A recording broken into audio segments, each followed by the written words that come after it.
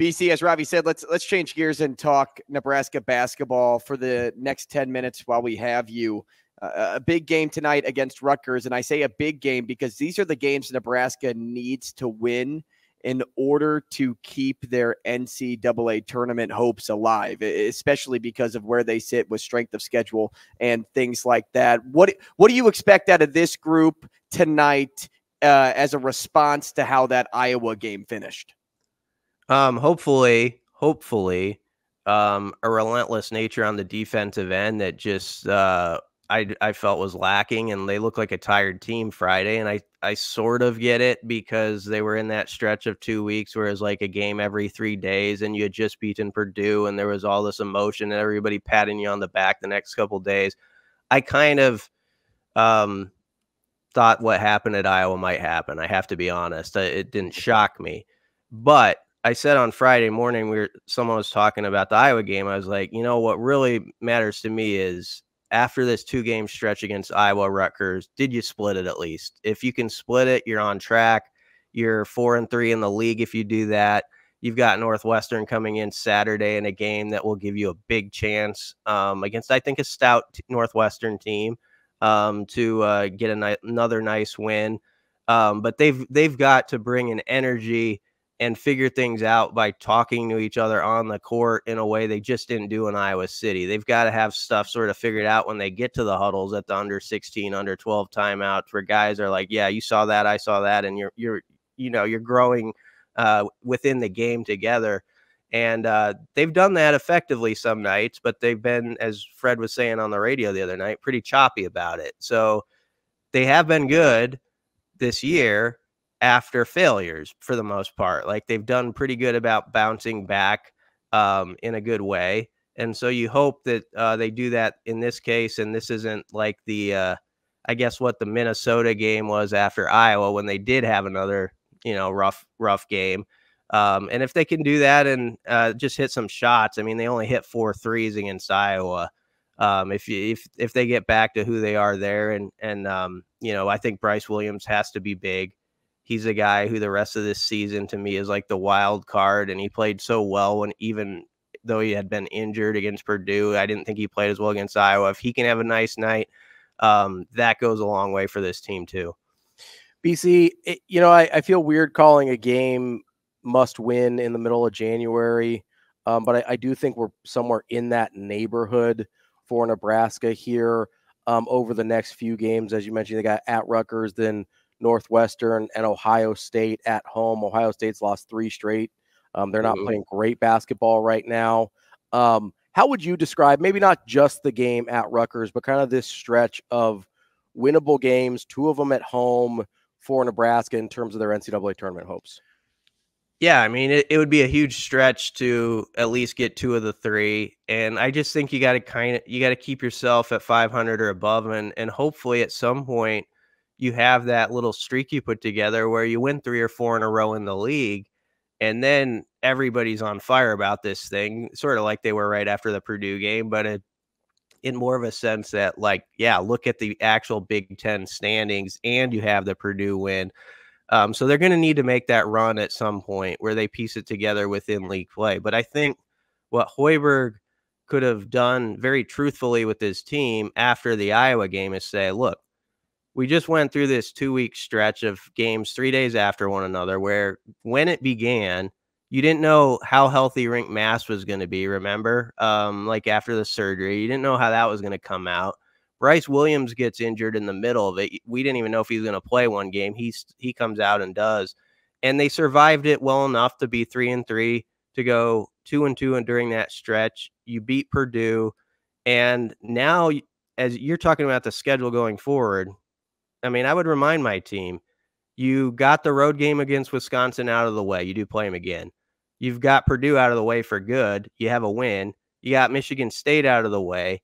There's some stuff on this schedule that could have derailed things early on where you're 1-5, 2-4. You're not. You're 3-3. You're in a good spot, as he said the other day.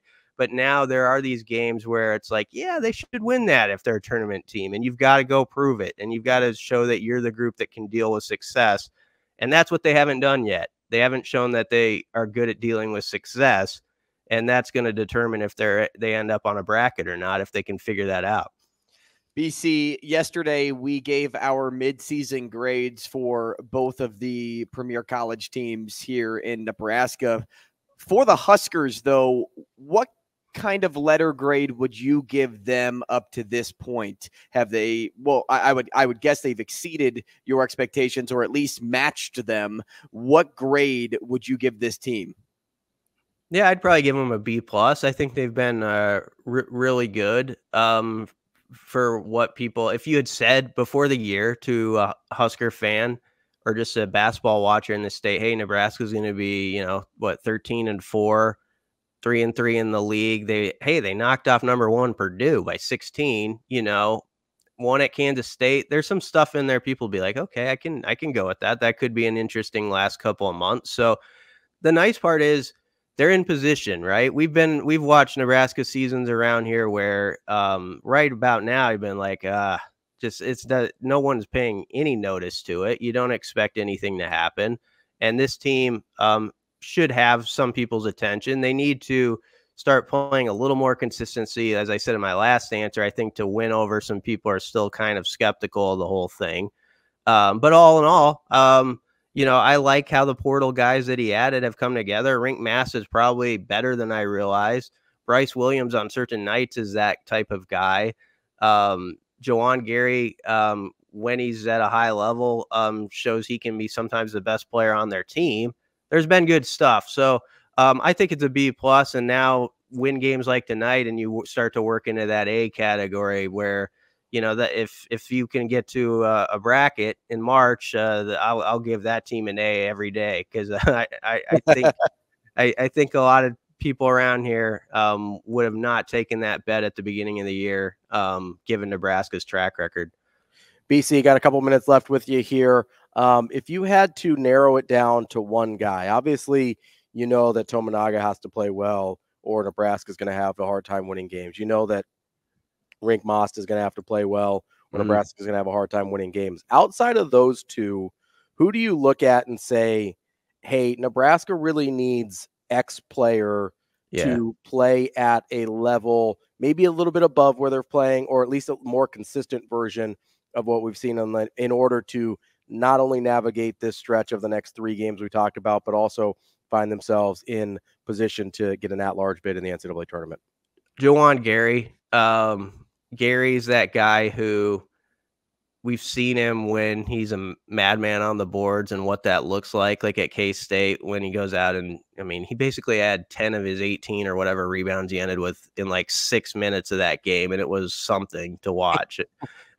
So he has it in him to be that sort of junkyard dog that really tilts the game. And when he's playing like that, like against Kansas State, who got a big win the other night, against Baylor, there's times when he's going and when Bryce is going, and you look at Rink and you're like, man, that's a grown-up team. That's like that's the team. Like if you had the pickle jar and you couldn't get it open, there's men that can get that open on that team.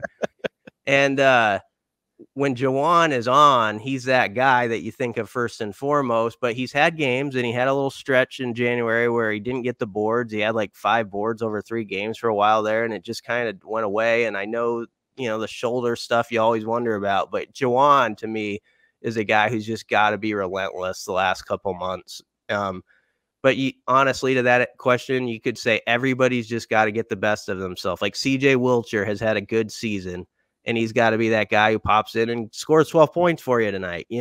Just he hits some big shots and he does his part. And then this guy does his part over there. Sam Hoiberg gets 2 or 3 steals.